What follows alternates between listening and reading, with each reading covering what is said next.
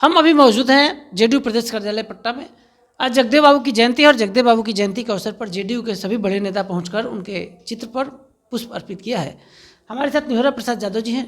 Sir, Jagdev बाबू की जयंती को बड़े धूमधाम से मनाई गई है आपके प्रदेश कार्यालय में, क्या कहिएगा? देखिए, जगदेव बाबू गरीबों के नेता थे, पिछड़ों के नेता थे। आजीवन उन्होंने संघर्ष किया इन वर्गों के लिए और संघर्ष करते ही उनकी हत्या हुई। हम लोग का पार्टी है, ऐसे लोगों के प्रति आस्था शुरू से रहा है और आज भी रहा है। मैं जगदेव बाबू को नमन करता हूँ और साथ ही मैं नौजवानों को भी अपील करता हूँ कि जो जगदेव बाबू की नीतियाँ रही हैं, उस नीतियाँ पर ही चलकर गरीबों का कल्याण हो सकता है। और जदयू ने मनाया कार्यालय में जगदेव बाबू की जयंती। कल बजट आया, बजट को लेकर आपका अलग पार्टी का कहना है, बीजेपी का अलग कहना है, एनडीए का कहना है कि पूरा एकदम गदगद हो गया बिहार। तेजस्वी यादव वैशाली में थे। तेजस्वी यादव ने साफ शब्दों में कहा कि बिहार के साथ छल किया गया है, बिहार को विशेष राज्य का दर्जा चाहिए, कुछ नहीं मिला है इसमें। प्लास्टर ऑफ पेरिस करके बजट को फिर से बिहार को खुश करने का प्रयास किया गया। देखिए, तेजस्वी को बहुत चीज़ों की जानकारी नहीं है और न अध्ययन कर पाते हैं वो, और न फीडबैक उनको उनके पार्टी के लोग दे पाता है। वह तो ये कह रहे हैं कि पुराने पैकेजिंग का पैकेजिंग किया गया, यह भी तेजस्वी में सुन रहा था। लेकिन ये बताइए, मखाना बोर्ड का गठन हुआ, घोषणा हुई, या क्या पुराने पैकेज है क्या? 3 जो ग्रीनफील्ड एयरपोर्ट की घोषणा हुई, प्रोविज़न किया गया बजट में, ये पुराने पैकेज था क्या?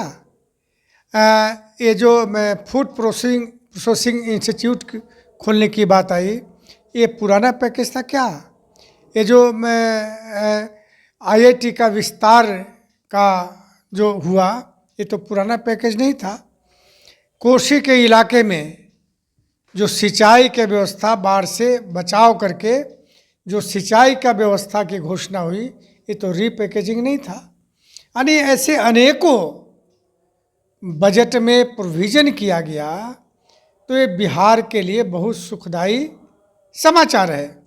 और ख़ास करके मुख्यमंत्री जी जो आदरणीय वित्त मंत्री जी को बजट के पहले पत्र 32 पृष्ठों का पत्र लिखा था कि बिहार को के ये चीज़ बजट में प्रोविज़न कीजिए, आग्रह किया था उन्होंने। तो प्रधानमंत्री जी के निर्देश पर ये सारे जो डिमांड था करीब करीब सारे बजट में रखे गए। तो हम तो मुख्यमंत्री जी को भी बधाई देना चाहते हैं बिहार की ओर से, आदरणीय वित्त मंत्री जी को भी देना चाहते हैं और प्रधानमंत्री जी को भी देना चाहते हैं। लेकिन जिस 32 पेज की बात कर रहे हैं आपके मुख्यमंत्री ने चिट्ठी लिखा था, आरजेडी का साफ शब्दों में कहना है कि उसको ठंडे बस्ते में दिल्ली में मोदी सरकार ने डाल दिया, क्या कहिएगा? नहीं, अब आरजेडी तो कुछ भी कहेगा ना। ये तो आरजेडी आजकल अज्ञानियों के हाथ में चला गया है।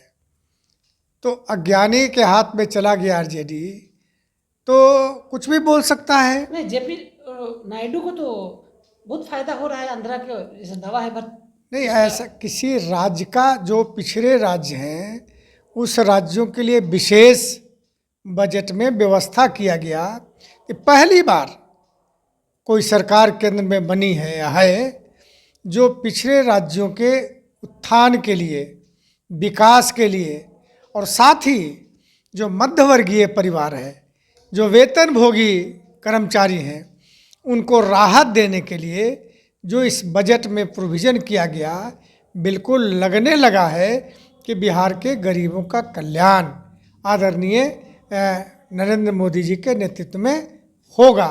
इसलिए तेजस्वी के बातों पर हम लोग बहुत ध्यान नहीं देते हैं, क्योंकि बहुत चीज़ों को जानकारी नहीं रखते हो।